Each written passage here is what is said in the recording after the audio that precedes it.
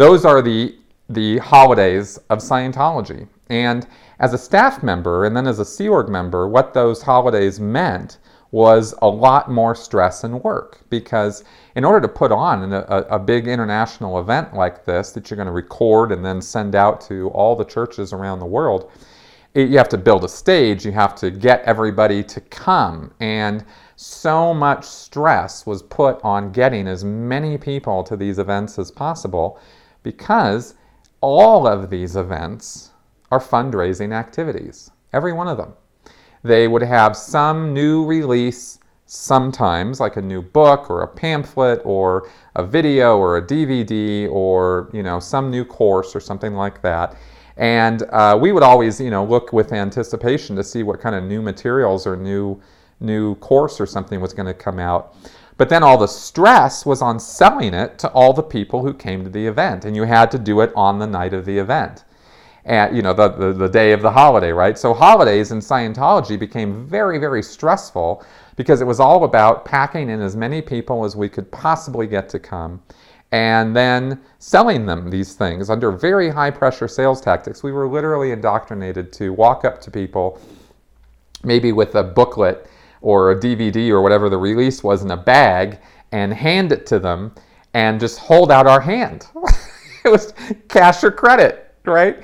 This was the drill that we were drilled on, right? You wouldn't even try to engage in salesmanship. It was just cash or credit, right? I mean, it was so blatant. I don't know how I didn't see these things when I was in. But anyway, yeah, it was all about making lots and lots of money. And we had these intense sales targets where, let's say we were going to sell at the Shrine Auditorium, and we had, the Shrine holds 4,200 people, 4,250, something like that. And yet we were always pushed to get 10,000 people to it. And so we were given a sales quota of 10,000 units. So you've only got 4,250 people there.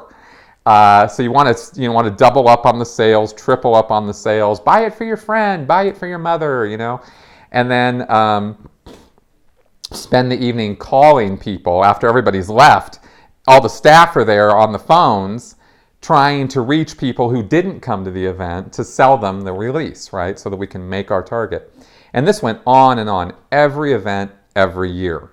So those tended to be the holidays. Now, they also have regular holidays too, right? I mean, Scientologists come from, before they get into Scientology, they come from all sorts of denominations and earlier religious practices, right? And they'll tend to carry those forward even if the religious basis of their celebration no longer really applies to them, right?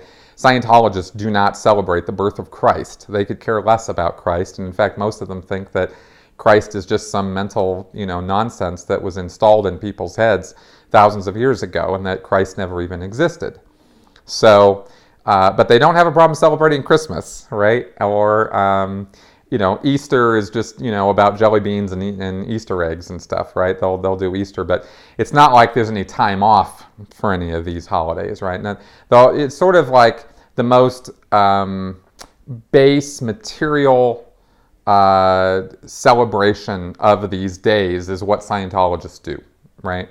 Growing up in a Scientology household, and I had Christmas every year, of course, and Santa Claus and all that, but it never was related back to Christ or the tradition of Christmas or even the earlier pagan traditions of Christmas and solstice and all of that, which is where, Christmas really comes from. All of that didn't matter either. It was just a day to buy stuff and give it to people, right?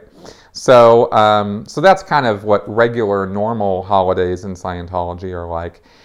And so for the public Scientologist, all of these events, the special Scientology holidays, are stressful for them. And they really don't like them very much, because what it means is that they get called incessantly to go to these celebration events. And then they know when they get in there that they're going to be at the receiving end of extremely hard sell, high pressure sales tactics in order to get them to buy not just one of whatever it is that's being sold, but as many as they're willing to fork over money for, right? And the IAS event is the worst because there is no tangible thing being sold. It's just status. And that, that is very open-ended. So people will be, just raked over the coals all night long to give over as much money as they can possibly afford to give over. And, the sales quota for the staff for that night is, like $1 million. I mean, it's a tremendous amount of money that is pressure that's put on the staff, and that pressure is passed on to the public.